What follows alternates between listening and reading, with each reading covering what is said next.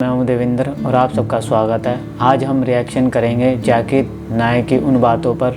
जाकिर नायक हिंदुओं के बारे में बताते हैं और हिंदुओं के ग्रंथों को पढ़ के उनके श्लोक के बारे में हिंदुओं के बारे में बताते हैं, हिंदुओं के श्लोक पढ़ के बताते हैं। तो चलिए जानते हैं कि कितने सच्चाई है इसमें।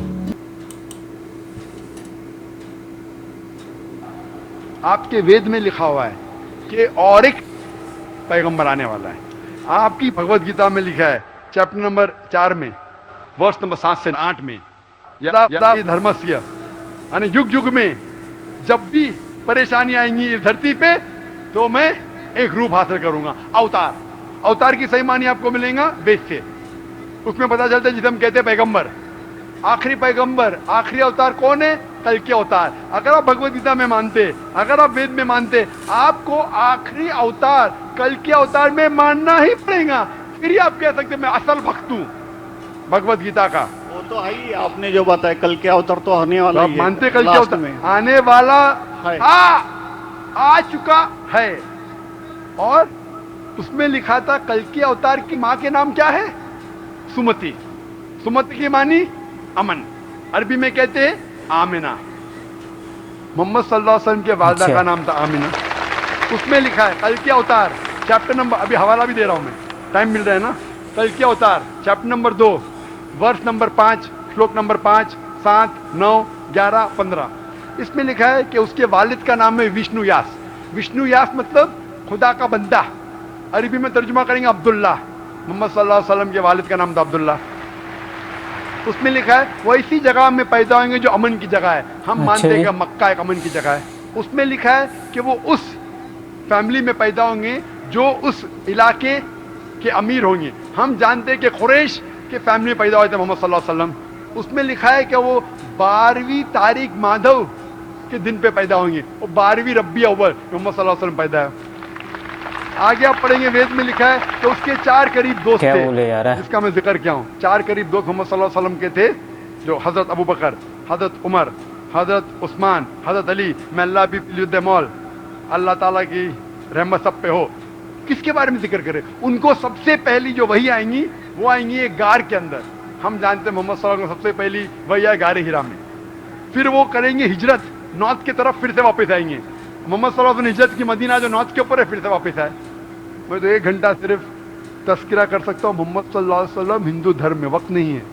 तो ये पूछना चाहता हूँ, आप मानते क्या इस कल के अवतार में? आप मानते मोहम्मद सल्लल्लाहु अलैहि वसल्लम आखिरी पैगंबर है? इसके बाद विष्णु याग को इन्होंने शब्द गलत किया है। विष्णु याग माने ये वो उनका अल्लाह ताला का बाप ये हो करके जिस तरह से इन्होंने जो बात शब्द कही है वो गलत। विष्णु याग का मतलब होता है जो अच्छी तरंगों से उत्पन्न होने वाला। जैसे आप देखिए समुद्र में जब मंथन हुआ, मंथन होने के लिए भगवान विष्णु ने अपने शेषनाग को दिया और कूर्माचल को जो है मंद्राचल बनाया, तो उसमें जहर भी उत्पन्न हुआ और उसमें अमृत भी उत्पन्न हुआ। तो हमारे विष्णु याग का ही इन्होंने गलत अर्थ ले लिया कि ये कलिक का उनका ये होगा, उनका वो होगा। ये सिद्ध करने का प्रयास कर रहे थे कि जो मोहम्मद हैं वो आखिरी कलयुग के अवतार के रूप में है। तो हमारे यहाँ जहाँ तक पुराणों का प्रश्न है, पुराणों में है कि संबलपुर ग्रामे कल्की ग्रामे, संबल में कल्की के रूप में परमात्मा के अवतार का है। और वो स्थान जाकिर नायक अरब में बोल रहा था कि अमी मतलब अमीर घर में पैदा होंगे। हमारे यहाँ जहाँ तक पुराणों का है तो संबल 3 जगह है, उड़ीसा, गुजरात और यूपी के मुरादाबाद, अब तो जिला हो गया। 3 जगह संबल का जिक्र आता है। और कलयुग के अंत में अष्टाविंशतमे कलयुगे कल प्रथम चब्बे, कलयुग का आधार 4,32,000 वर्ष का है। और अभी कलयुग लगभग 5600-5700 वर्ष व्यतीत हुआ है। अभी एक चरण भी कलयुग का पूरा नहीं हुआ। तो ये जो जाकिर नायक का कथन कि मोहम्मद ही कल की अवतार है, ये गलत है, मिथ्या है और भ्रांत करने वाला है, जो शास्त्रों से अनभिज्ञ है। भारत खंड में भगवान कल्कि का अवतार होगा, जो भगवान विष्णु के 10वें अवतार हैं। वह अयोध्या के इर्द गिर्द होगा, भगवान राम के जन्मभूमि के इर्द गिर्द होगा, हाथ में तलवार लिए हुए जो कल्कि का अवतार होगा वह पाप को नष्ट करने के लिए होगा। बिल्कुल सही कहा है। अगर हमारे ग्रंथों में कल्कि का अवतार के बारे में सब बता रखा है, तो उनकी वेशभूषा के बारे में बता रखे कि कैसे आएंगे, घोड़े पे आएंगे, हाथ में कौन सा अस्त्र होगा, किस समय पैदा होंगे, किस जगह पे पैदा होंगे, सब बताया गया। मगर जो जाकिर नायक है ये सब गलत बता रहे हैं। भगवान विष्णु का 10वां अवतार है कल्कि अवतार। डॉक्टर जाकिर नाइक जो कुछ भी बोल रहे हैं वह बिल्कुल भ्रम, मिथ्या और पब्लिक को गुमराह करने वाली बातें हैं। हिंदू धर्म में कई देवी देवताओं की पूजा करने की परंपरा पर जाकिर नायक अक्सर ये दावा करते हैं कि वेद और दूसरे हिंदू धर्म शास्त्रों में लिखा है कि ईश्वर एक है। लेकिन जानकारों का मानना है कि जाकिर बिना श्लोकों का मतलब समझे इस तरह के दावे कर रहे हैं।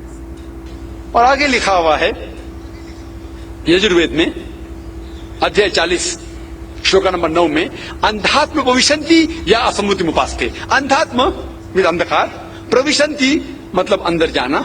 वो लोग अंधकार में जा रहे हैं जो लोग असम्मुति की पूजा करते हैं। असम्मुति मतलब कुदरती चीजें, हवा, आग, पानी।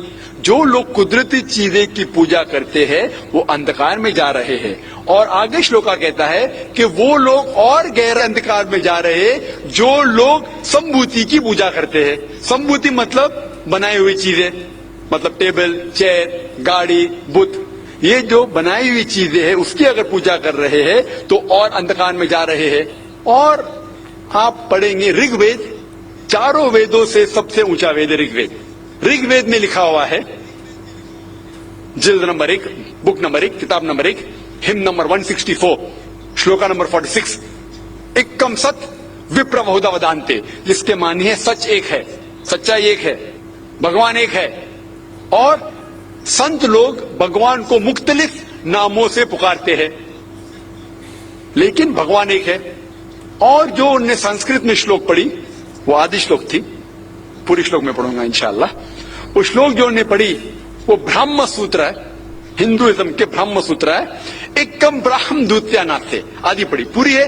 एकम ब्राह्म द्वितीया नास्ते, नहना नास्ते नास्ते किंचन, जिसके मानिए भगवान एक ही है, दूसरा नहीं है, नहीं है, नहीं है, जरा भी नहीं है। चैप्टर 1 ये, चैप्टर 2, चैप्टर, इसको चैप्टर नहीं पता, उस चैप्टर का श्लोक कुछ और बोल रहा है, ये कुछ और बोल रहा है। एकम सद विप्रा बहुधा वदंती, वो कहते हैं कि सद माने एक ही, आपका आचरण एक है। विभिन्न तरह के आचरण आदमियों के अपनी पद्धति के अनुसार, सत्वगुण, रजोगुण, तमोगुण के अनुसार होते हैं, इसलिए विद्वान बोलते हैं। विप्रा माने विद्वान, वहां कोई और नहीं बोलते हैं। तो ये एक का सद विप्रा, इसने उसका भी अर्थ बदल दिया। एक, हाँ, जहां पर इन्होंने श्रुति स्मृति की बात कर दी वहां पर भी गलत बोल दिया। अरे हमारे यहाँ एक को हम, एक ब्रह्म जो है वो ब्रह्म सत्यम जगन मिथ्या, इसने ब्रह्म सूत्र का भी नाम दे दिया। ब्रह्म सत्यम जगन मिथ्या, ब्रह्म क्या है उसको तो जानो पहले। उसको ब्रह्म को जानने के लिए आपको आत्मन्येव आत्मानं पश्येत, अपनी आत्मा में उतरना पड़ेगा, आपको अपने आचरण में उतरना पड़ेगा, आपको सत्व गुण में उतरना पड़ेगा। तो हमारी वैदिक पद्धति को पहले इनको आकर के मेरे पास आके पढ़ें। डॉक्टर जाकिर को मैं कहता हूं, कहां से इनको उपाधि मिल गई, इनको आके पढ़ना चाहिए। पढ़ें, फिर हमारे को कोट करें, तब तो इनको सुनेंगे। उपनिषदों का जहां तक अर्थ का प्रश्न है, हाँ, एको ब्रह्म द्वितीयो नास्ति, मतलब एक ब्रह्म है, लेकिन आवश्यकता पड़ने पर तदेच्छत, अगर उसने इच्छा किया तो अनेक रूपों में विभक्त हो जाता है। गीता में जहाँ तक उसका निरूपण है कि मैं ही सूर्य हूँ, चंद्र हूँ, पृथ्वी हूँ, इंद्र हूँ, सब में वो परमात्मा ने अपने विराट रूप में सबको निरूपित करने का, हाँ, वर्णन किया है। तो एक तरह से ये अर्थ न समझने का, अर्थ का अनर्थ, निरुक्त, छंद और व्याकरण की दृष्टि से इनका अनर्थ अनर्गल है, अशास्त्रीय है, और शास्त्रों के व्याकरण की दृष्टि से परे है। जो अर्थ ये कर रहे हैं गलत कर रहे हैं, जो व्याकरण और निरुक्त की दृष्टि से अर्थ नहीं हो सकता। तो दोस्तों, डॉक्टर नायक जो हिंदू धर्मों के ग्रंथों का श्लोक का अर्थ निकालते हैं वो आधा अधूरा होता है, पूरा ज्ञान नहीं होता। ये हिंदू धर्मों के श्लोकों का अर्थ पूरी तरह से नहीं जानते और अर्थों का पूरा ना जानना अधूरा ज्ञान सही नहीं है। अगर आपको वीडियो अच्छी लगे तो लाइक, शेयर और सब्सक्राइब जरूर कीजिएगा।